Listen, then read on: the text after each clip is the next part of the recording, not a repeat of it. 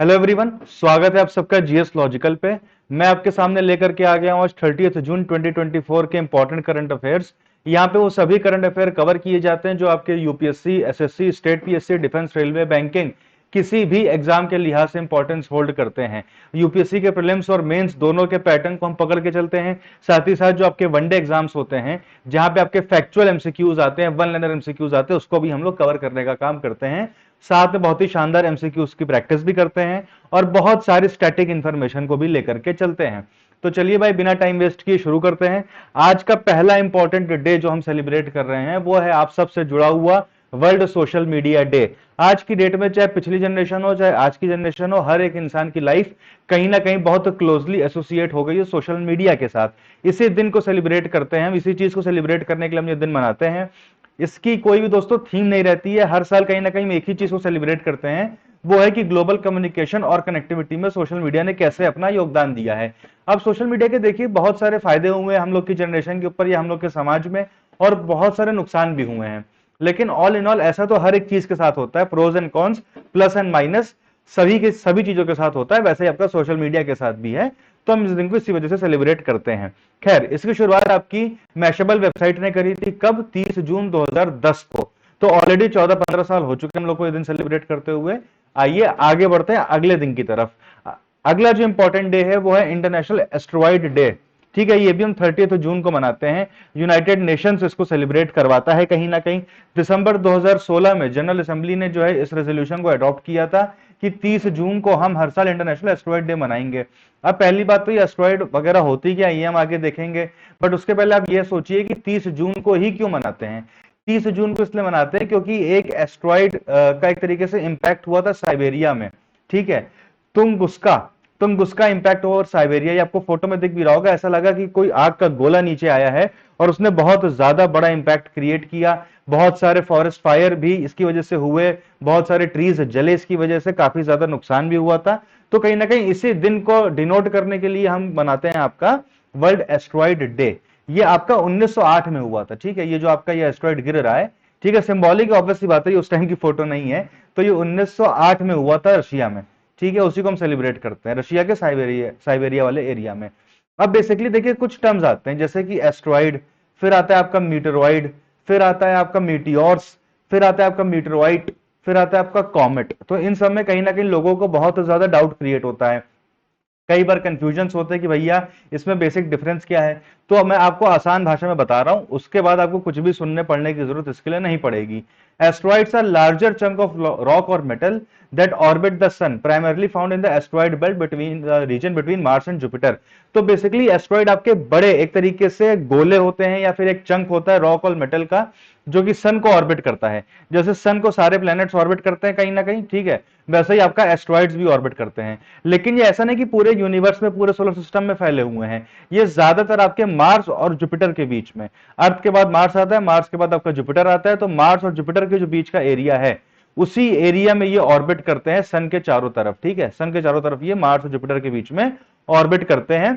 Size में काफी बड़े होते हैं, ठीक है, कुछ मीटर्स के भी हो सकते हैं और कुछ 100 किलोमीटर्स के भी हो सकते हैं डायमीटर में।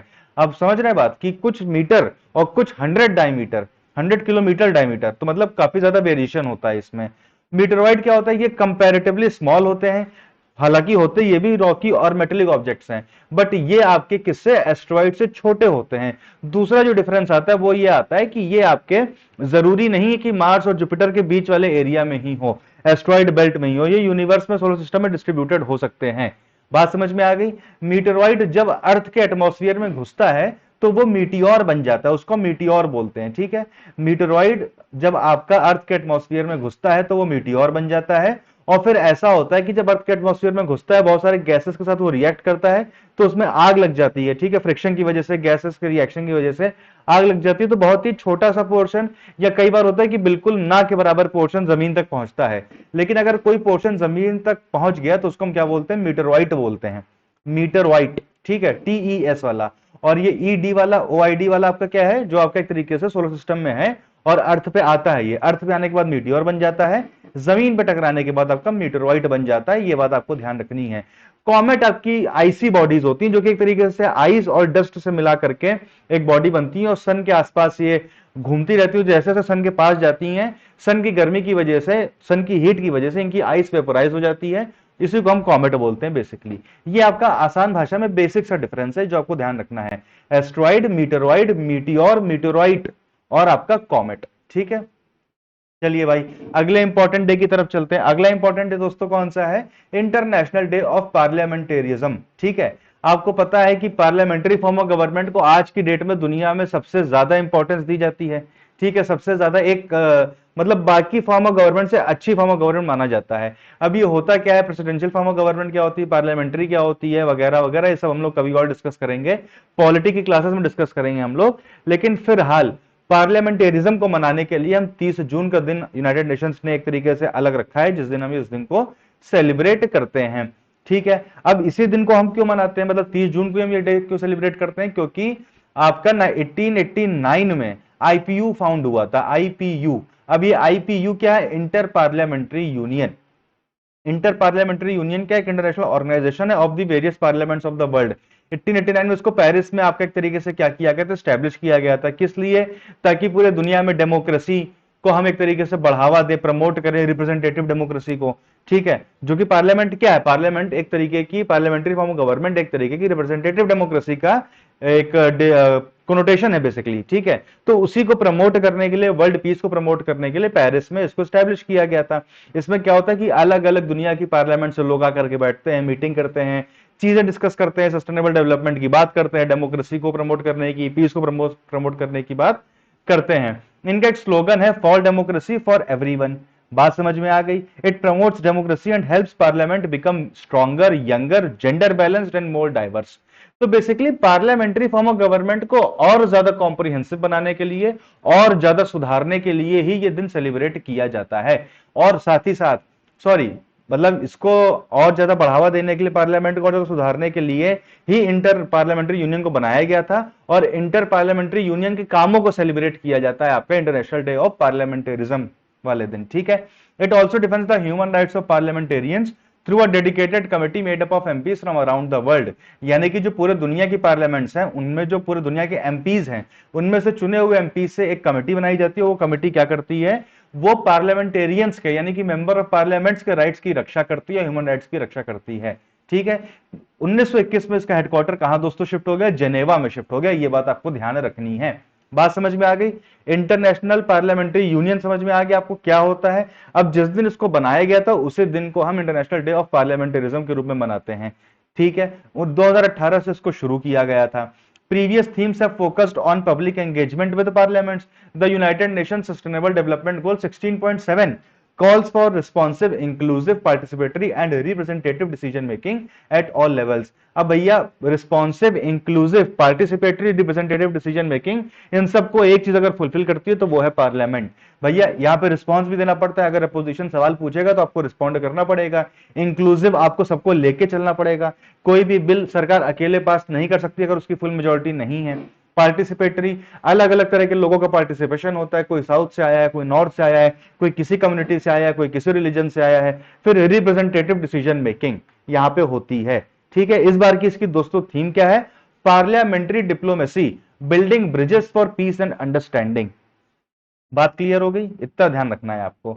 चलिए भाई, अब आज की जो पहली न्यूज है और सबसे ज्यादा खुशी देने वाली न्यूज है कहीं ना कहीं, वो क्या है कि 13 साल का सूखा खत्म हुआ है। 2011 की 50 ओवर वर्ल्ड कप के बाद 2024 का T20 वर्ल्ड कप इंडिया ने दोबारा जीत लिया है। अब इंडिया के पास दोनों तरीके के वर्ल्ड कप, 50 ओवर और 20 ओवर के दो दो टाइटल्स हैं। 1983, 2011 और 2007 में जो पहला एडिशन हुआ था, 2024, ये 4 वर्ल्ड कप इंडिया आईसीसी के जीत चुकी है। और इस खुशी के साथ एक दुख भरी खबर भी है, या एक तरीके से कहें कि ये तो होना ही था कि रोहित शर्मा और विराट कोहली ने T20 फॉर्मेट से रिटायरमेंट ले लिया है। ठीक है, अब ये अपने आप में जितनी दुख की बात है, उससे ज्यादा दुख की बात कहीं ना कहीं ये है कि ये रिटायरमेंट के दौर की शुरुआत है। कोई भी बड़ा प्लेयर जब रिटायर होता है तो वो सारे फॉर्मेट से एक साथ जल्दी नहीं करता है, वो फेज बाय फेज, धीरे धीरे। तो अब आने वाले कुछ सालों के अंदर हमें ये दोनों लोग तीनों ही फॉर्मेट से रिटायर्ड दिखाई पड़ेंगे, कहीं ना कहीं उसकी शुरुआत हो गई है। खैर, ये तो एक बात हो गई, खुशी का मौका है। आपके एग्जाम के लिए क्या जानना आपको जरूरी है? पहली बात तो 4 टाइटल वाली बात जानिए। यूपीएससी में देखिए क्वेश्चन नहीं आते हैं, मतलब आने तो नहीं चाहिए, बट जैसा पैटर्न है यूपीएससी का वो कहिए पूछ भी ले आपसे, कोई उसका भरोसा नहीं है किसी भी तरीके का। ठीक है, हो सकता है अगर 2023 वाला वर्ल्ड कप इंडिया जीत गई होती तो उसके ऊपर कुछ क्वेश्चन आ गया होता इस वाले प्रीलिम्स में। ठीक है, तो यहाँ पे आपको वनडे एग्जाम के लिए मैं स्पेशली बता रहा हूं कि player of the match final में Virat Kohli, player of the tournament Jasprit Bumrah, ठीक है, जिन्होंने बहुत ही शानदार गेंदबाजी करी है। कैच ऑफ द मैच जो आखिरी मैच में दिया जाता है, मतलब हर मैच में दिया जाता है, आखिरी मैच में दिया गया सूर्य कुमार यादव को डेविड मिलर के कैच के लिए। तो ये 3-4 बातें आपको ध्यान रखनी है। स्कोर्स आप ध्यान रखिएगा, मुझे पूरी उम्मीद है आप सबने मैच तो देखा ही होगा कहीं ना कहीं। ठीक है, तो ये सारी बातें आपको ध्यान रखनी है। चलिए देखते हैं आगे क्या होता है। लेकिन इसी एक खुशी की खबर के साथ क्या हुआ, एक दुख भरी खबर भी आई है दोस्तों, और वो भी हमारे राष्ट्र से जुड़ी हुई है, इंडियन आर्मी से जुड़ी हुई है। 5 सोल्जर्स आपके मृत्यु को प्राप्त हो गए, शहीद हो गए, क्योंकि उनका टैंक बह गया शोक रिवर में। शोक रिवर को रिवर ऑफ डेथ बोला जाता है, वो ऐसे ही नहीं बोला जाता है, और ये पहली ऐसी घटना नहीं है। बहुत सारे हमारे जवान, बहादुर जवान जिनको जंग लड़नी थी, जो ये चाहते थे कि हमें जंग लड़के शहादत मिले, उनको एक एक्सीडेंट के जरिए जब शहादत मिलती है तो कहीं ना कहीं बहुत दुख की बात होती है वो। ठीक है, तो ये लोग बेचारे T-70 शोक नदी, जो कि एक बहुत ही भयावह नदी है एक तरीके से कहा जाए, उसमें इनकी डूब करके मौत हो गई है। ठीक है, तो दुख भरी खबर है, कंडोलेंस है, लेकिन उसके अलावा आपको ध्यान क्या रखना है, आपको शोक रिवर के बारे में कुछ बातें ध्यान रखनी है। ये दिखने में जितनी खूबसूरत है दोस्तों, उतनी ही ज्यादा खतरनाक भी है। ठीक है, ये ट्रिब्यूटरी आपकी इंडस रिवर की that flows through the northern Ladakh and enters Gilgit Baltistan.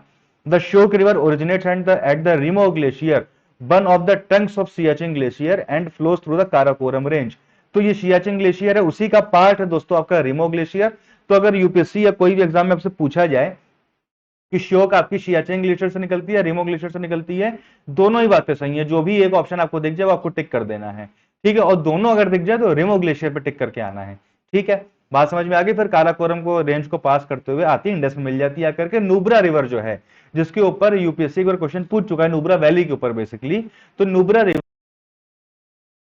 आ रही है, ठीक है, उसी में आपकी नुब्रा मिल रही है, और फिर ये जो है आपकी इंडस में मिल जा रही है जाकर के। ये सारी बातें आपको दोस्तों ध्यान रखनी है। ठीक है, चलिए भाई, ये देखिए, ये पूरा ट्रैक है इसका, ये यहां से ऐसे आ रही है। ठीक है, फिर ये यहां से ऐसे पूरा एकदम टर्न लेकर के ये जा रही है इंडस में मिलने के लिए। ठीक है, मतलब ये अजीब से इसका वी शेप का टर्न ले रही है ये। चलिए भाई आगे बढ़ते हैं। अब आपका पहला क्वेश्चन है दोस्तों, recently launched Prahari app is related to which of the following things.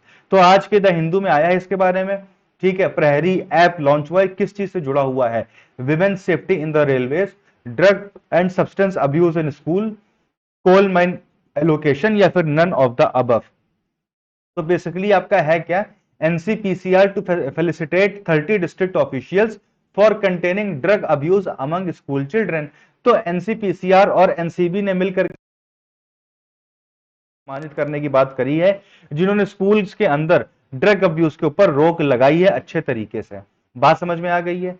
ठीक है, अब हमें यहाँ पे जानना क्या है, पहली बात तो ये जानना है कि ये न्यू पोर्टल क्या है जो यहाँ पे लॉन्च किया गया है। दूसरा आपको एनसीपीसीआर और एनसीबी के बारे में जानना है। बात समझ में आ गई। द न्यू पोर्टल कॉल्ड प्रहरी, जिसको हम सेंट्री बोलते हैं, will also be launch by mister Rai. कौन मिस्टर राय, मिस्टर नित्यानंद राय। अब ये नित्यानंद राय कौन है, ये यूनियन मिनिस्टर ऑफ स्टेट है फॉर होम अफेयर्स, यानी कि अमित शाह के डिपार्टमेंट के ये स्टेट लेवल के मंत्री हैं। बात समझ में आ गई, स्टेट लेवल के नहीं, मतलब स्टेट मिनिस्टर है बेसिकली, मिनिस्टर ऑफ स्टेट। ठीक है, minister of state, minister of state और स्टेट मिनिस्टर में डिफरेंस होता है। स्टेट मिनिस्टर स्टेट गवर्नमेंट का होता है, और मिनिस्टर ऑफ स्टेट सेंटर में होता है, लेकिन वो कैबिनेट मिनिस्टर से थोड़ा जूनियर होता है। बात समझ में आ गई। चलिए भाई, अब ये प्रहरी ऐप का काम क्या है, इसमें basically through this portal quarterly activities for awareness on drugs and substance use in schools will be conducted by children and teachers nominated by special प्रहरी। आगे देखेंगे आपका एनसीपीसीआर के बारे में। एनसीपीसीआर आपकी क्या है दोस्तों, एक स्टैट्यूटरी बॉडी है जिसको 2007 में सेटअप किया गया था under the commission for protection of children rights act 2005। ठीक है, 2005 में आपका commission for protection of children rights act आया था, जिसके अंडर में एनसीपीसीआर को सेटअप किया गया था 2007 में। अब ये जाहिर सी बात है किस मिनिस्ट्री के अंडर में आएगी, विमेन एंड चाइल्ड डेवलपमेंट के अंडर में आएगी। इसको 3 एक्ट के अंदर में काम दिया गया है एनसीपीसीआर को। ठीक है, मतलब जो अपने एक्ट में काम दिया गया वो तो करेगी, ऑब्वियस सी बात है। उसके अलावा 3 और ऐसे एक्ट्स हैं जिनको मॉनिटर करना है, जिनके इफेक्टिव इम्प्लीमेंटेशन की जिम्मेदारी एनसीपीसीआर के पास है। पहले आपका पॉक्सो एक्ट यानी कि prevention of children from sexual offences act 2012, juvenile justice act 2015, उसके अलावा आपका right to free and compulsory education यानी कि आरटीई एक्ट 2009। ठीक है, इंडिया ने convention on the rights of child को एक तरीके से एक्सीड किया था 1992 में, जो कि पास हुआ था, और उसी को आगे बढ़ाने के लिए हमने अपने यहाँ पे एनसीपीसीआर का सेटअप किया है। इसका चेयरपर्सन कौन होगा? एक ऐसा इंसान होगा जो कि पर्सन ऑफ एमिनेंस होगा, और उसने एजुकेशन या फिर बच्चों के काम को बढ़ावा देने के लिए, बच्चों के वेलफेयर को बढ़ावा देने में बहुत ज्यादा काम किया होगा। 3 साल तक वो रहेगा दोस्तों चेयरपर्सन, या फिर वो 65 साल का हो जाए तब तक रहेगा। इनमें से जो भी पहले हो जाएगा वो मान लिया जाएगा। 2 से ज्यादा बार कोई एनसीपीसीआर का हेड नहीं रह सकता है, चेयरपर्सन नहीं रह सकता है, यानी कि मैक्सिमम ऑफ 2 टर्म्स। इसके अलावा 6 मेंबर और होंगे, जिसमें से एटलीस्ट 2 महिलाएं होनी चाहिए, क्योंकि बच्चों के मामलों में महिलाओं की एक तरीके से एम्पैथी और करुणा ज्यादा होती है। तो 2 महिलाओं का होना कंपलसरी है, होने को 6 की 6 भी महिलाएं भी हो सकती हैं, बट 2 तो होनी ही होनी है। इनको भी 3 साल का कार्यकाल दिया गया, या फिर 60 साल की, जब ये जो इनका पहले हो जाए, और इनको भी 2 टर्म से ज्यादा नहीं मिलेगा। तो डिफरेंस बस कहां पे आ रहा है? 3 ईयर तो सेम है, 2 टर्म भी सेम है, 60 और 65 में डिफरेंस आ रहा है। चेयरपर्सन 65 और आपके जो मेंबर्स हैं वो 60। ठीक है, अब इनका एमिनेंस होनी चाहिए किस फील्ड में? एजुकेशन की फील्ड में, child health care, juvenile justice, elimination of child labour, child psychology, child sociology, laws related to children. इन सारे में से किसी एक फील्ड पे या सारी फील्ड्स पे अपना जो है तरीके से महारत होनी चाहिए। अपॉइंटमेंट कौन करता है? सेंट्रल गवर्नमेंट करती है। ठीक है, चलिए भाई, रिमूवल सेंट्रल गवर्नमेंट ही हटा भी सकती है आपके चेयरपर्सन को और बाकी मेंबर्स को, अगर वो इंसॉल्वेंट हो गया है। Engages during his term of office in any paid employment outside the office, मतलब वही सारे कारण जो बाकी किसी भी डिपार्टमेंट में लोगों को हटाने के हो सकते हैं, वही यहाँ पे भी है। कि भैया वो इंसॉल्वेंट हो गया हो, वो कहीं बाहर अपना कुछ काम धंधा करने लग गया हो, वो इनकेपेबल हो गया, उसने मना कर दिया हो काम करने को, वो अनसाउंड माइंड का हो गया हो। ठीक है, उसने अपने ऑफिस का अब्यूज किया हो, पावर्स को अब्यूज किया हो, या फिर उसको किसी ऑफेंस के लिए सेंटेंस हो गई इम्प्रिजनमेंट। ठीक है, जो कि सेंट्रल गवर्नमेंट को लगता है कि यार ये तो मॉरल टर्पिट्यूड का मुद्दा है, यानी कि यार एनसीपीसीआर का चीफ मेंबर इस क्राइम में फंस गया, ऐसा कैसे हो सकता है? तो इस मामले में भी हटाया जा सकता है। ठीक है, लेकिन हटाने से पहले सुनने का मौका दिया जाएगा। ठीक है, no person shall be no person shall be removed from his office until he or she has been given an opportunity of being heard in that matter। ठीक है, एनसीबी के बारे में देखेंगे, नारकोटिक्स कंट्रोल ब्यूरो। आपको पता है कि एनसीपीसीआर और एनसीबी ने मिलकर के अपना पूरा काम किया है ड्रग्स को लेकर के स्कूल्स में, तो एनसीबी के बारे में जानना जरूरी है। आपका एक एक्ट आया था दोस्तों 1985 में, जिसको हम बोलते हैं narcotic drugs and psychotropic substances act, यानी कि जितने भी तरीके के नशे होते हैं, मतलब सूखे वाले नशे, जो ड्रग्स वाले नशे होते हैं, उन सब को ये एक्ट आपका कवर करता है। It provides for penalty of property derived from or used in illegal traffic in narcotic drugs. The act made an express provision for constituting a central authority for the purpose of exercising the powers and functions of the central government under the act। और इसी power को use करते हुए ये आपका NCB को बनाया गया 1986 में। मिनिस्ट्री ऑफ होम अफेयर्स के अंडर में काम करती है। और आर्टिकल 47 जो आपका कॉन्स्टिट्यूशन का डीपीएसपी का कहता है कि जो ये ड्रग्स और आपके अल्कोहल का कंजम्पशन होता है सिवाय मेडिकल पर्पस के किसी और पर्पस के लिए, उसको रोकने के लिए सरकार को काम करना चाहिए। उस डीपीएसपी को भी इंप्लीमेंट करने का एक जरिया है आपका एनसीबी का गठन होना, या फिर आपका ये एक्ट का पास होना। ठीक है, एनडीपीएस एक्ट इसको हम बोलते हैं आसान भाषा में। चलिए यहाँ पे देखिए, drug abuse control is the responsibility of the central government. केंद्र सरकार का दोस्तों मुद्दा है, यूपीएससी फंसा देगा ऐसा एक स्टेटमेंट देकर के। ये कंकरेंट लिस्ट का मुद्दा है, स्टेट लिस्ट का मुद्दा नहीं, केंद्र सरकार का मुद्दा है कि देश में ड्रग अब्यूज कंट्रोल हो। चलिए भाई, अगले क्वेश्चन पे बढ़ेंगे। Consider the following statements about parliamentary oath. अब पार्लियामेंट्री ओथ के बारे में मैं आपको पहले भी पढ़ा चुका हूं, लेकिन यहाँ पे कुछ अलग चीजें हैं। 2 स्टेटमेंट दिए हुए हैं। क्या दिया हुआ पहले स्टेटमेंट में कि जो आपको पता है कि अभी जो शपथ होती है हमारी, उसमें भगवान का नाम लेके भी बहुत लोग शपथ लेते हैं। ठीक है, मतलब एक प्रोविजन है to take oath in the name of God. ठीक है, तो यहाँ पे क्या बोला जा रहा है कि जो ड्राफ्ट कॉन्स्टिट्यूशन था दोस्तों, जिसको गठन करने के लिए ड्राफ्टिंग कमेटी की चेयरमैनशिप बी आर अम्बेडकर साहब ने की थी, उसमें कहीं पे भी इस बात का जिक्र नहीं था कि गॉड की ओथ लेनी है। ठीक है, और लास्ट मॉडिफिकेशन जो आपका इसमें किया गया है ओथ लेने के मामले में संविधान के अंदर, वो 16th अमेंडमेंट से किया गया 1961 में। तो ये 2 स्टेटमेंट दिए हुए हैं। यूपीएससी के लिहाज से ऐसी बातें बहुत इंपॉर्टेंट है, अपने मन से मैं कुछ भी नहीं बता रहा हूँ। इंडियन एक्सप्रेस में फुल पेज का आर्टिकल आया है, जिस वजह से सब चीजें यूपीएससी के दिमाग में जाती हैं और वो आपके एग्जाम में लेकर के आता है। ठीक है, तो आपको बताना है कौन सा स्टेटमेंट करेक्ट है आपका। अभी बेसिकली हुआ क्या है कि ये जो आपके अवधेश पासी साहब हैं, जो यहाँ से जीते हैं आपके अयोध्या से, फैजाबाद डिस्ट्रिक्ट से, और बहुत सारे और एमपीज इन लोगों ने मतलब अलग अलग जो है देवी देवताओं का या एक तरीके से जो आपके प्रोमिनेंट पर्सनैलिटीज होते हैं उनका नाम लिया है। जैसे जो अवधेश प्रसाद थे, इन्होंने किसका नाम लिया है? वीरांगना उदा देवी और महाराजा बिजली पासी।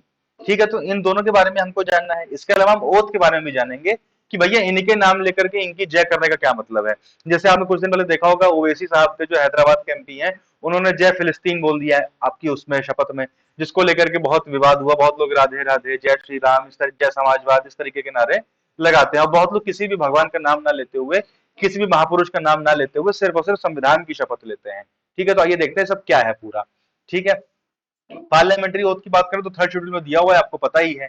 बात समझ में आ गई है। ड्राफ्ट कॉन्स्टिट्यूशन जो बनाया गया तो उसमें गॉड का नाम कहीं पे भी नहीं था, है ना, गॉड के नाम पे शपथ लेने का प्रोविजन नहीं था। लेकिन जो मेंबर्स थे आपके कॉन्स्टिट्यूएंट असेंबली के, जैसे केटी शाह, महावीर त्यागी, इन लोगों ने प्रपोज किया कि भैया गॉड का अगर आप नाम लोगे, है ना, तो उससे क्या होगा, डिवाइन सैंक्शन हो जाएगा। लोगों को एक मन में ये रहेगा, जो लोग भगवान को मानने वाले, रिलीजियस मानसिकता के हैं, और एक तरीके से जो मतलब यही भगवान के फॉलोअर्स होते हैं, उनके मन में ये रहेगा कि यार हम इस ऑफिस को होल्ड कर रहे हैं तो उसके ऊपर भगवान का सैंक्शन है, तो कोई गलत काम ना करें। तो एक मॉरलिटी इस पर डेवलप करने के लिए ये बात की गई, और बी आर अम्बेडकर ने इस बात से विरोध होने के बावजूद इस चीज को माना और इस पे इंक्लूड किया। यही खूबसूरती थी दोस्तों अम्बेडकर साहब की। उनके अंदर लाख आपके डिसएग्रीमेंट्स हो लोगों के प्रति, बट जहां पे उनको जो बात सही लगती थी उसको वो इंक्लूड करते थे डिसएग्रीमेंट होने के बाद भी। ठीक है, लास्ट मॉडिफिकेशन जो आपका हुआ है वो 1963 में हुआ 16th अमेंडमेंट एक्ट से। तो इसका आंसर तो दोस्तों आपको मिल गया कि पहला सही है, ठीक है, दूसरा गलत है। यहाँ पे 16th अमेंडमेंट तो ठीक है, बट यहाँ पे 61 नहीं 63 होगा। बात समझ में आ गई? चलिए आगे बढ़ेंगे। तो यहाँ पे आंसर क्या हो जाएगा आपका? Only one. ठीक है, option number A is the correct answer. अच्छा, पिछले वाले का मैंने आपको आंसर बताया था। अच्छा हाँ ठीक है, ये भी आपका option number B, drug and substance abuse in school, इसका आंसर होगा। ठीक है, चलिए भाई आगे बढ़ेंगे। अब यहाँ पे प्रोसेस क्या होता है? बेसिकली जब भी कोई एमपी आता है ओथ लेने के लिए, तो उसको अपने जीत का सर्टिफिकेट लोकसभा में सबमिट करना होता है। अब आप कहोगे ऐसी क्या बात है यार, एमपी बना है तो हर कोई जानता है, ऐसा क्यों करना पड़ रहा है? क्योंकि 1957 में कांड हो चुका है इसको लेकर के कि एक मेंटली अनसाउंड व्यक्ति था, ठीक है, वो आकर के उसने अपने आप को एमपी बताया और शपथ ले भी ली। ठीक है, और भाई जाहिर सी बात उस टाइम पे इतनी टेक्नोलॉजी नहीं थी कि कोई देख के पहचान जाए कि अच्छा इनकी भाई आजकल क्या है, आप हर चीज हर इंसान को आप बाय फेस पहचान सकते हो सोशल मीडिया के थ्रू, इंटरनेट के थ्रू। तब वो दौर नहीं था। तो भाई लोकसभा स्पीकर भी क्या सोचे कि उसको क्या पता है भाई, वो 543 लोगों की शक्ल थोड़ी ना पहचानेगा। तो कोई एक इंसान आया, उसने अपने आपको एज एमपी पोस्ट किया और उसने शपथ ले ली। इसके बाद से क्या किया गया, ये नियम लाया गया कि आपको अपना जीत का सर्टिफिकेट दिखाना पड़ेगा। आप इंग्लिश में ओथ ले सकते हो या फिर किसी भी 22 भाषाएं जो आपके संविधान की अनुसूची में दी हुई है उसमें ले सकते हो। ठीक है, या तो भगवान के नाम पे शपथ लो या फिर आप संविधान के नाम पे लो, कोई डिफरेंस नहीं होना चाहिए उसमें, मतलब दोनों की इक्वल इंपॉर्टेंस होती है। अगर आप कोई डेविएशन करते हो, कोई सफिक्स या फ्रेज लगाते हो, उसको रिकॉर्ड नहीं किया जाता। जैसे अभी जो अवधेश पासी साहब ने किसी की जयकारा लगाया है या किसी ने जय फिलिस्तीन कर दिया है, वो रिकॉर्ड में नहीं जाती वो सब चीजें। और अगर स्पीकर चाहें उस टाइम पे तो एमपी को दोबारा ओथ लेने के लिए कह सकते हैं संशोधित तरीके से। ठीक है, अब भैया देखो ओथ और अफर्मेशन है तो पर्सनल चॉइस कि आपको संविधान की ओथ लेनी है या भगवान की ओथ लेनी है, मतलब संविधान की तो लेनी ही होती है। कुछ लोग सोलेमनली रिजॉल्व करते हैं, कुछ लोग भगवान के नाम पर रिजॉल्व करते हैं। तो 80% ऑफ द एमपीज जो है भगवान के नाम पे लास्ट लोकसभा में शपथ लिए थे। 13% affirming allegiance to the constitution. ठीक है, बात समझ में आ गई। आगे देखेंगे। अब ये जो invoking different icons during the oath taking ceremony in the parliament, अब ये जाहिर सी बात है अपने एरिया के लोगों को खुश करने के लिए, भाई जो आपका पर्टिकुलर वोट बैंक है उससे जुड़े हुए जो नेता हैं उनका नाम लेकर के आप अपने वोट बैंक को खुश करते हो, कहीं ना कहीं आप अपनी इमेज सुधारने के लिए, या फिर आप खुद हो सकता है वाकई में उनसे इंस्पायर होते हो तो अपने पर्सनल बिलीफ के चलते आप उनका नारा लगा सकते हो। ऐसी चीजें होती हैं। अब ये सब बातें कहीं ना कहीं इंडिया की रिच कल्चरल हेरिटेज और हिस्टोरिकल हेरिटेज को भी दिखाती हैं। ये सारी बातें हो गई दोस्तों। अब ये उदा देवी की फोटो लगी हुई है और ये आपके महाराजा बिजली पासी साहब की फोटो लगी हुई है, दोनों को आप देख लीजिए। उदा देवी उजिराव लखनऊ में पैदा हुई थी। बेगम हजरत महल जिन्होंने 57 की क्रांति को लीड किया था लखनऊ में, उनकी एक तरीके से क्या थी, रॉयल गार्ड थी ये। ठीक है, और इन्होंने उस क्रांति के दौरान बहुत सारे लोगों को मोबिलाइज किया ब्रिटिशर्स के अगेंस्ट फाइट करने के लिए। 1857 में गोमती नदी, जो कि लखनऊ जिस नदी के किनारे है, गोमती नदी के किनारे है, वहां पे इन्होंने लगभग लगभग 3 दर्जन अंग्रेज सैनिकों को मारा अकेले, यानी कि 30 से 40 अंग्रेज सैनिकों को अकेले इन्होंने मारा गोमती नदी के किनारे। ठीक है, 16 नवंबर को हर साल हम ये सब चीजें सेलिब्रेट करते हैं आपका। उसके अलावा उदा देवी ये दलित कम्युनिटी के लिए एक इंपॉर्टेंट आइकन है, क्योंकि ये बाय कास्ट दलित थी। अवधेश पासी भी आपके दलित हैं, तो उन्होंने अपने जाति से जुड़े हुए लोगों के नाम को इन्वोक किया अपनी जाति में मैसेज देने के लिए। महाराजा बिजली पासी, अब होता क्या ना कि जो लोग उदा देवी को मानने वाले हैं वो अब महाराज अवधेश पाशी की इस बात से खुश हो जाएंगे, और वो कहीं ना कहीं उनके एक तरीके से वोट बैंक का हिस्सा बन सकते हैं, मतलब ऐसा जरूरी नहीं कि बन ही जाएंगे, बट बन सकते हैं। इसी वजह से सब काम किए जाते हैं। अगले महाराजा बिजली पासी, ये भी एक बहुत ही प्रोमिनेंट और वेल नोन फिगर है पारसी समाज का। ठीक है, सेंट्रल उत्तर प्रदेश के जो एरिया है जैसे कि लखनऊ, रायबरेली, बाराबंकी, बहराइच, सुल्तानपुर, इलाहाबाद और आपका फैजाबाद, ठीक है, इन सब जगहों पे बिजली पासी साहब की बड़ी आपकी इंपॉर्टेंस है पारसी समुदाय में। He is one of the most prominent Parsi leaders, having ruled parts of UP during the medieval period. medieval period पे ये राजा रहे हैं, इन्होंने शासन किया है लखनऊ के आसपास के एरिया को medieval टाइम पीरियड में। ठीक है, इनके किले के एक तरीके से रून्स आज भी लखनऊ में हैं, जहां पे इनका स्टैचू बनाया गया है। और पारसी समाज के और भी कुछ जुड़े हुए लोग हैं जैसे कि दलदेव, बलदेव, काकोरन, इस तरीके के लोग हैं। खैर, तो ये सारी बातें हैं यहाँ पे, आपको जानना जरूरी थी, इंडियन एक्सप्रेस में आर्टिकल आया था। अगला क्वेश्चन आपका आरपीएफ के बारे में, रेलवे प्रोटेक्शन फोर्स के बारे में 3 स्टेटमेंट दिए हुए हैं, आपको बताने कितने सही हैं। It was first established in 1985, it was declared statutory force in year 1957 and it was declared as an armed force of the union of India in the year 1982। तो आरपीएफ के बारे में 3 बातें दी हुई हैं, तीनों में से कौन कौन सी सही है, कितनी सही है, ये आपको बताना है। तो दोस्तों हुआ क्या, भी संज्ञान ऐप लॉन्च किया है आरपीएफ ने। क्यों लॉन्च किया, ताकि जो आरपीएफ के पर्सनल्स हैं, है ना, उनको एक तरीके से नए लॉस के बारे में जानकारी दी जाए, या और भी जो लॉस वगैरह होते हैं उन सबको लेके एजुकेट किया जाए। आपका भारतीय न्याय संहिता आया है अभी, भारतीय नागरिक सुरक्षा संहिता आया है, फिर भारतीय साक्ष्य अधिनियम आया है। इन सब चीजों से अवेयर कराने के लिए आरपीएफ के लोगों को यह ऐप लॉन्च किया गया है। इतनी बात आपको ध्यान रखनी है। बात क्लियर है। क्वेश्चन पहला यही आएगा वनडे एग्जाम में, संज्ञान ऐप किस मिनिस्ट्री से जुड़ा हुआ है। अच्छा, रेलवे से जुड़ा हुआ, तो उसका पर्पस क्या है, पर्पस आपको बता दिया मैंने। ठीक है, चलिए भाई, अब यहाँ पे आरपीएफ के बारे में पढ़ लीजिए। आरपीएफ यानी कि रेलवे प्रोटेक्शन फोर्स की अगर हम बात करें, आपने देखा होगा आपको स्टेशन पे, ट्रेन के अंदर आरपीएफ के जवान दिख जाएंगे जनरली। ठीक है, अगर आप ट्रेन में सफर करते हैं तो। शुरुआत इसकी हुई थी 1882 में। Various railway companies appointed their own guards for the protection of railway property. Railway की बहुत प्रॉपर्टी है, उसकी सुरक्षा के लिए रेलवे के गार्ड्स चाहिए, तो 1982 में इसकी शुरुआत करी गई थी, कांग्रेस बनने के 3 साल पहले। कांग्रेस 1885 में बनी थी और ये आपकी आरपीएफ 1882 में बनी थी। इसको स्टैट्यूटरी फोर्स का दर्जा दिया गया आजादी के बाद 1957 में। ठीक है, जब पार्लियामेंट ने एक एक्ट पास करके इसको एक कानूनी फोर्स बना दिया, और armed force of the union of India, मतलब केंद्र सरकार की एक आर्म्ड फोर्स है आरपीएफ आज की डेट में। ये कब डिसाइड हुआ, ये 1985 में डिसाइड हुआ। बात समझ में आई है। तो यहाँ पे अगर आप देखोगे तो पहला स्टेटमेंट गलत हो जाएगा, यहाँ पे 1882 होगा, तीसरा भी गलत हो जाएगा, 1982 नहीं, यहाँ पे 1985 होगा, दूसरा सही है। तो only one statement is correct, option number A is the answer. ठीक है, आगे देखेंगे। 2003 में RPF partially took up the duties of escorting passenger trains and access control at the railway stations. It is led by a director general. It is an armed force under the operational and administrative control of the Ministry of railway. तो भैया railway ministry के under में ही आएगा, जाहिर सी बात है। Railway property को secure करना, प्रोटेक्ट करना, पैसेंजर एरियाज की देखभाल करना, पैसेंजर्स का देखभाल करना, ये इनका काम होता है। आई होप चीजें क्लियर हैं। अगला क्वेश्चन क्या है दोस्तों, आपके पीसीएस एग्जाम्स के लिए ऐसे क्वेश्चन बहुत आते हैं। अगर आप प्रीवियस ईयर पेपर उठा के देखो, चाहे यूपी पीसीएस का, चाहे उत्तराखंड का, चाहे राजस्थान का, चाहे बिहार का, कहीं का भी ऐसे क्वेश्चन आपको देखने को मिल ही जाएंगे। कोई नया पोर्टल आया है, कोई नई स्कीम आई है, उसका नाम थोड़ा बहुत चेंज करके आपसे सवाल पूछ लेंगे वहां पे। Recently, a platform was launched to showcase the voice of the Indian farmers, dedicated to amplifying the experiences, insights and success stories of the farmers across the country. What is the name of that platform? तो अभी हाल फिलहाल में एक platform launch किया गया है जहां पे इंडियन फार्मर्स के जो एक्सपीरियंसेस हैं, जो इनसाइट्स हैं, जो उनकी सक्सेस स्टोरीज हैं, कि उन्होंने कुछ अच्छा काम किया, उसने कोई अच्छा फल मिला, अच्छी खेती हो गई, वो सब बताने के लिए प्लेटफॉर्म लॉन्च किया गया। उसका नाम आपको बताना है क्या है, कृषि गाथा, कृषि कहानी, कृषि कथा, या फिर खेत कथा, आपको बताना है। ठीक है, तो ये शिवराज सिंह चौहान हमारे देश के इस समय नए एग्रीकल्चर मिनिस्टर हैं। तो इन्होंने बात की है कि एग्रीकल्चर इंफ्रा फंड को जो तरीके से उसमें क्लेम को सेटलमेंट किया जाएगा तेजी से। अब ये एग्रीकल्चर इंफ्रा फंड क्या है, ये भी हम देखेंगे यहाँ पे। उसके पहले हम देखेंगे कृषि कथा प्लेटफॉर्म के बारे में। तो भैया ऑप्शन नंबर सी आंसर है आपका, कृषि कथा, है ना, गाथा वाथा कुछ कहानी नहीं है, कथा एक तरीके से। ठीक है, चलिए। Recently, the Union Minister for Agriculture and Farmers Welfare and Rural Development launched the web portal for faster settlement of interest subvention claims under Agriculture Infrastructure Fund along with the कृषि कथा प्लेटफॉर्म। तो दो बातें हुई हैं, पहले हम कृषि कथा प्लेटफॉर्म को देखेंगे, फिर हम इसको समझेंगे। ठीक है, कृषि कथा प्लेटफॉर्म मैंने आपको बताया कि इंडियन फार्मर्स ने अगर अपने कुछ एक्सपीरियंसेस है, कुछ इनसाइट्स हैं, उनकी खुद की कुछ सक्सेस स्टोरीज है जो वो शेयर करना चाहते हैं, तो उसके लिए प्लेटफॉर्म बनाया गया है। इसका एम क्या है कि स्टोरी टेलिंग के लिए स्पेस दी जाए फार्मर्स को, ताकि और लोग उस स्टोरी टेलिंग से नॉलेज गेन करें और कहीं ना कहीं अपना कुछ बेनिफिट ले सकें।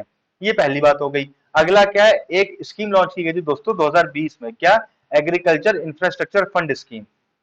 अब इसका मकसद क्या था, देखिए खेती करने के बाद जो पोस्ट हार्वेस्ट मैनेजमेंट होता है आपके क्रॉप्स का, भाई अगर आपने कोई भी क्रॉप पैदा किया है तो उसको आप बाद में कहीं स्टोर करोगे, ट्रांसपोर्ट करके कहीं ले जाओगे, जहां ले जाओगे वहां स्टोर किया जाएगा, तो बहुत सारे इंफ्रास्ट्रक्चर की जरूरत होती है और उसको सही तरीके से मैनेज करने की जरूरत होती है, नहीं तो लॉसेस बहुत ज्यादा होते हैं। कुल मिलाकर के पोस्ट हार्वेस्ट जो आपका इंफ्रास्ट्रक्चर होता है, पोस्ट हार्वेस्ट इंफ्रास्ट्रक्चर, उसकी इंडिया में कहीं ना कहीं बहुत ज्यादा कमी रही है, जिस वजह से फार्मर्स को सफर करना पड़ता है कि भैया गोदाम, जो कोल्ड स्टोरेज होते हैं, जो आपके एक तरीके से अनाज भंडारण करने की जगह होती है, जो ट्रांसपोर्टेशन के लिए फैसिलिटीज चाहिए होती है, उन सब चीजों की कमी होती है। तो इन सब कमी को दूर करने के लिए एग्रीकल्चर इंफ्रास्ट्रक्चर फंड स्कीम लाई गई थी, जिसमें कहा गया कि भैया आप लोग इसको लेकर के काम करिए, 1 लाख करोड़ तक की सहायता देंगे हम, ठीक है।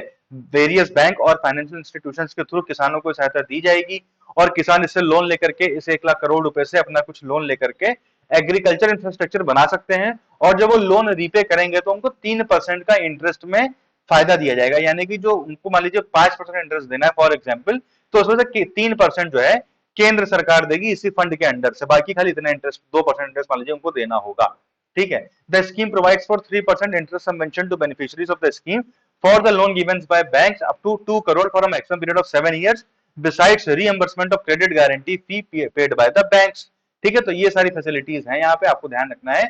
3% का इंटरेस्ट सबवेंशन, एग्जाम में आपको फंसाया जाएगा 2% का, 1% का करके, ठीक है। देखिए अब ऐसी स्कीम्स का बहुत ज्यादा बेनिफिट मुझे पता नहीं कि होता है कि नहीं होता है, थोड़ा इस पे ग्राउंड पे जाके देखने की जरूरत है। आप सोचिए अगर किसी किसान को 2 करोड़ रुपए का लोन चाहिए, तो 2 करोड़ का लोन लेने लायक है, तो उसको 3% के इंटरेस्ट से बहुत ज्यादा फर्क नहीं पड़ेगा। मतलब इसका फायदा बड़े किसानों को होगा, पर छोटे किसानों तक इसका फायदा नहीं पहुंचेगा। लेकिन फिर उसका दोस्तों एक फैक्टर, एक पहलू ये भी है कि इंफ्रास्ट्रक्चर डेवलपमेंट काम होता भी बड़े किसानों का ही है। आप छोटे किसानों से जो सब्सिस्टेंस फार्मिंग कर रहे हैं, जो अपने पेट को, अपने परिवार के पेट का भरण पोषण कर रहे हैं, उनसे आप ये उम्मीद नहीं कर सकते हो कि वो एग्रीकल्चर इंफ्रास्ट्रक्चर खड़ा करें अपना। खैर, तो ये सारी बातें हैं यहाँ पे, तो ये दोनों चीजें आपको ध्यान रखनी, कृषि कथा प्लेटफॉर्म और एग्रीकल्चर इंफ्रास्ट्रक्चर फंड स्कीम। अब इसी फंड स्कीम में क्या हुआ है कि बहुत सारे किसानों ने लोन लिया होगा और फिर क्लेम किया होगा कि हमको 3% का इंटरेस्ट सबवेंशन दीजिए, तो उसी को सेटलमेंट को फास्ट ट्रैक किया जाएगा, ये अभी आपका शिवराज चौहान साहब ने बोला है, ठीक है। अगला क्वेश्चन क्या है दोस्तों, consider the following rivers, following countries, sorry, Honduras, Nicaragua, Colombia, Panama, El Salvador. From the above which countries border Caribbean sea, भैया इनमें से कौन सी कंट्रीज कैरेबियन सी को बॉर्डर करती हैं? 1 2 3 4, 3 4 5, 1 3 4 5 या 2 5, आपको बताना है। आइए भाई देखते हैं है क्या। अब हुआ क्या है कि पहली ऐसी आइलैंड है गुना याला, सॉरी, गल्डी सुगडब सगडब, जो भी आप इसको बोलेंगे, गल्डी सुगडुब, गल्डी सगडब, जो भी आप इसको बोल लीजिए, ये एक आइलैंड आपको फोटो में दिख रहा होगा, और ये दुनिया की पहली ऐसी आइलैंड बनने जा रही है, जिसको पूरी तरीके से खाली करना पड़ेगा राइजिंग सी लेवल की वजह से।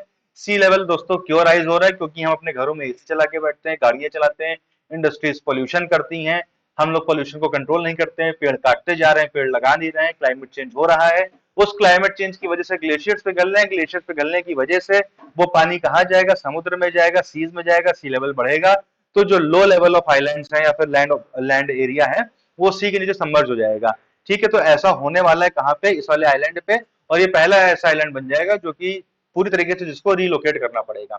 ये कहाँ पे? पनामा में है। ये पनामा कंट्री आपकी सेंट्रल अमेरिका की कंट्री है, उसका एक आइलैंड है, कौन सा? गर्दी सुखदुख, ठीक है। चलिए भाई, it is the tiny island in the Caribbean sea and the part of the San Blas archipelago. UPSC फंसाएगा, सैन ब्लास आर्कीपेलागो सीधा क्वेश्चन दे देगा आपको। San Blas archipelago is located in which of the following geographical areas of the world. फिर आपको 4 5 area दे देगा, बताइए आप कौन से एरिया में है? तो ये कैरेबियन सी वाले एरिया में है, ठीक है। 365 आइलैंड है। आर्कीपेलागो मतलब ग्रुप ऑफ आइलैंड्स बोलते हैं, जो कई सारी आइलैंड जब एक साथ होती है तो उसको हम आर्कीपेलागो बोलते हैं, ठीक है। तो सैन ब्लास आर्कीपेलागो है जिसमें 365 आइलैंड्स है, उनमें से एक आपकी गर्दे सुखदुप भी है, जिसको खाली किया जाएगा। 1200 गुना पीपल रहते हैं यहाँ पे। अगेन वेरी इंपॉर्टेंट फैक्ट, आपका गुना पीपल कहाँ पे रहते हैं? आपका पनामा वाले एरिया में रहते हैं, ठीक है। इन्हीं लोगों को यहाँ से डिस्प्लेस करके मेनलैंड भेजा जाएगा। बात समझ में आ गई है? इसके अलावा अभी तो हम सिर्फ इस एक आइलैंड को कर रहे हैं, ये जो 365 आइलैंड है, इसमें से बहुत सारी आइलैंड्स को खाली करना पड़ेगा 2050 तक का, ठीक है।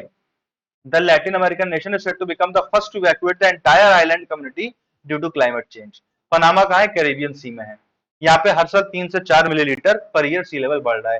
कैरेबियन सी की अगर हम बात करें, it is the Atlantic ocean second largest marginal see that is geographically position between the continents of north and south America in the western hemisphere. जाहिर सी बात है, ठीक है। ये देखिए आपका, ये आपका साउथ अमेरिका है, ये आपका नॉर्थ अमेरिका, बीच में ये आपका कैरेबियन सी वाला एरिया है। आप देख लीजिए कौन सी कंट्रीज यहाँ पे सराउंड कर रही हैं। इधर आपका गल्फ ऑफ मेक्सिको है, ये आपका अटलांटिक ओशन है, ये आपका पैसिफिक ओशन है, ठीक है।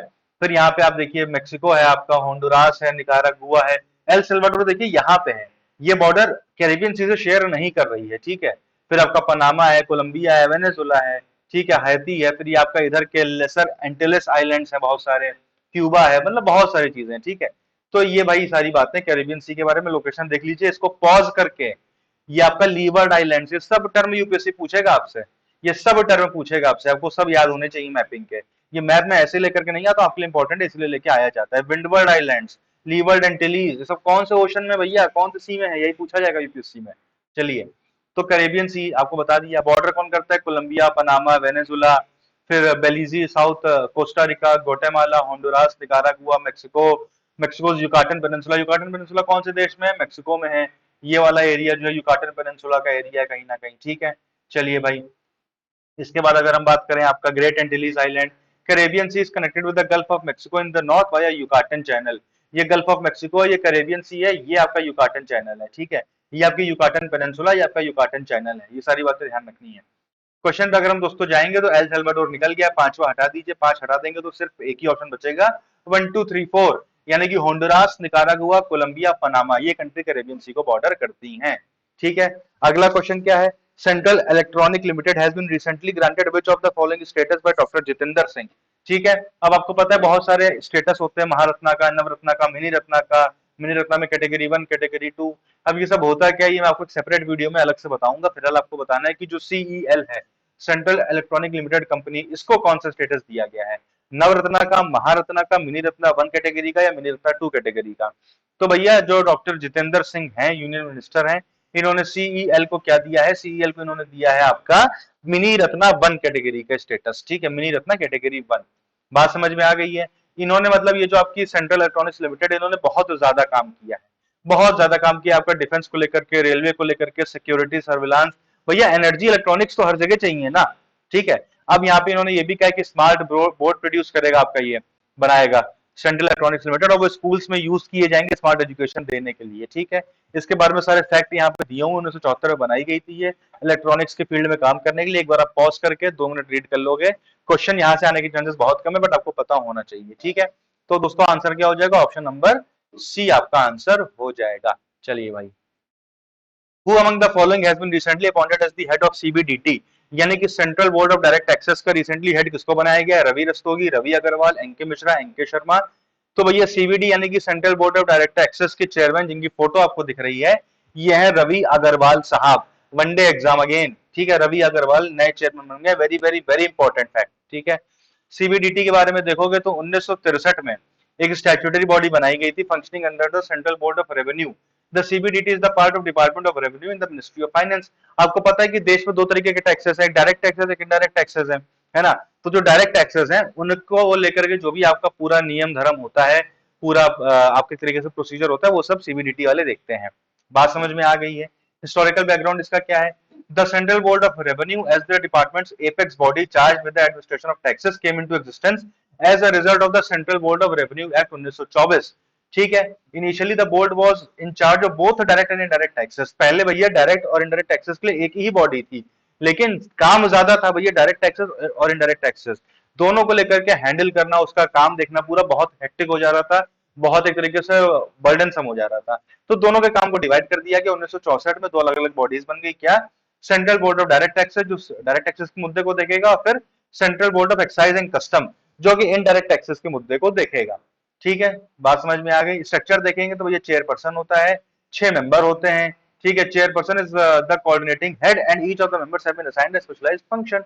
चेयरपर्सन जो होता है वो आईआरएस होता है, जनरली इंडियन रेवेन्यू सर्विस से आया हुआ होता है। तो भैया ये आईआरएस है भाई साहब, रवि अग्रवाल जी, ठीक है। चलिए, which state government has recently launched free pilgrimage scheme for senior citizen of all religion? Again one day exam के लिए और मध्य प्रदेश पीसीएस के लिए वेरी इंपॉर्टेंट न्यूज।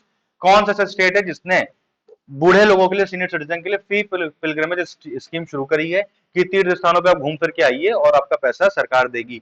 ठीक है, सारे धर्मों के लिए। तो मध्य प्रदेश है भाई, ठीक है, सॉरी महाराष्ट्र है आपका। मैंने यहाँ पे मध्य प्रदेश पीसेस बोल दिया, मुझे महाराष्ट्र पीसेस बोलना था, सॉरी फॉर द फॉल्ट।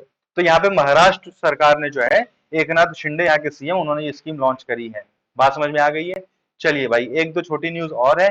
जैसे कि अभी दिल्ली आपके एयरपोर्ट की छत गिरी थी, कुछ ही दिन बीते थे, एक दो दिन, राजकोट के नए नए बने राजकोट एयरपोर्ट की भी छत पानी से कोलैप्स कर गई। ठीक है, तो जो बातें मैंने आपको पिछले वीडियो में दिल्ली एयरपोर्ट की बताई थी, वही बातें सारी यहाँ पे भी अप्लाई होती हैं। बात समझ में आ गई है। चलिए, फिर ये स्पोर्ट्स से जुड़ी एक और न्यूज है। Shivan and Aadya emerge boys under 15 and girls under 13 champion.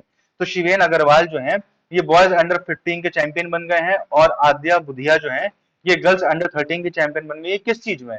31st Asian junior individual squash championship. Squash championship हो रही है एशियन जूनियर, कहाँ पे? इस्लामाबाद में। ठीक है, उसमें इन लोगों ने खिताब जीता है।